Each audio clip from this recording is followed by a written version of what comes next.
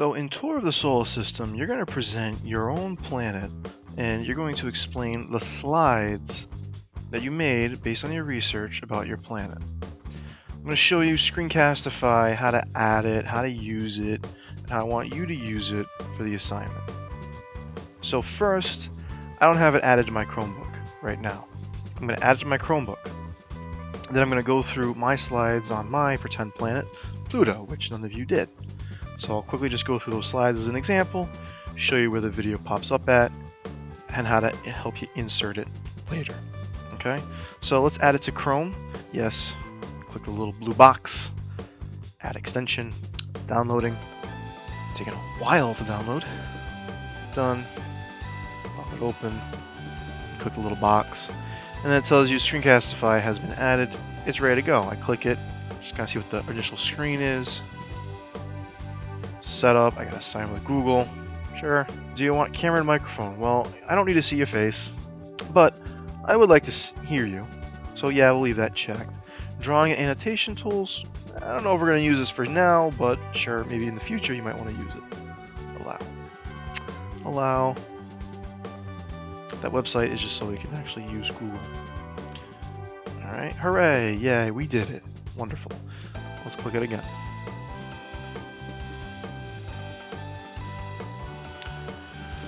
So here we have a couple of things we can click on under the button. 5-minute limit per video, reminding us. Either record the desktop or a single tab. Alright, webcam only, microphone, embed the webcam, you can pop up, pop out, okay.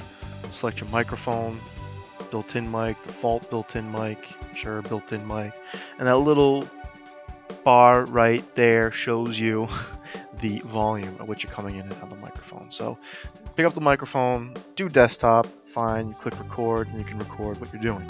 So I'm going to click record. My entire window. I can just do this tab. So Screencastify has given me a countdown. I put it in presentation mode while it's counting down, and it's now recording while I'm in the presentation. I'll stop recording once I'm done. So here's my slides. Here's my presentation. Pluto, the Forgotten Planet. Urbain Le Verrier discovers the planet Neptune due to irregularities in the orbit of the planet Uranus. Percival Lowell does the same thing with Neptune and figures that there's a planet X, X being a variable, an unknown. So planet 9 in the 1900s was predicted, and his student Clyde Tombaugh actually discovers the planet. They name it Pluto. Okay. Then with better technology in the 1990s, we discover other objects past the orbit of Neptune, TNOs, trans-Neptunian objects, and we develop the definition of a planet. Object must orbit the sun, must be spherical in nature, must have cleared the neighborhood around its orbit.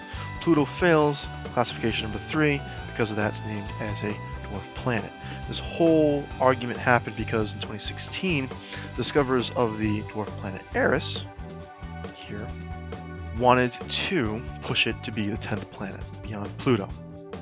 And so this IAU, International Astronomical Union, met to convene to make the definition of the planet to determine the status of Eris and Pluto. They made the definition, Pluto's casted out, found out with New Horizons that it does have a ice plane that looks a little bit the shape of a heart. Real planets only. No dwarf planets. A couple videos. New Horizons goes by Pluto. Pluto's happy. Pluto's sad.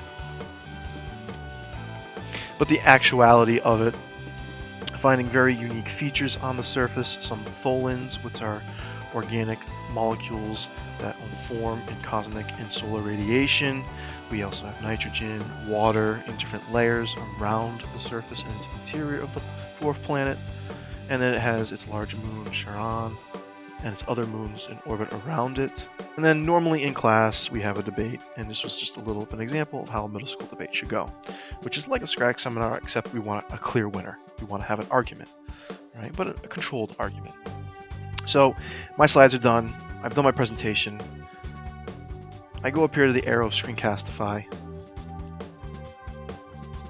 That took alone almost 3 minutes. So keep that in mind. We're probably going to need a part 1 and a part 2. I hit stop. And then a new tab pops up. Untitled. Well, let's give it a title. I'm going to call it my Pluto presentation. And I can see what I want to look at. I can cut things out and trim the timing if I want. I can listen back to what was happening. All right. Currently, it's saving to drive, so that's what we're waiting for right now. I can open it, I can edit it, I can trim it, I can unmute it. That's up to you. You can use that if you want. I'm not asking you to. I don't need you to go into further detail other than we want this to load to drive, and we're going to copy a shareable link.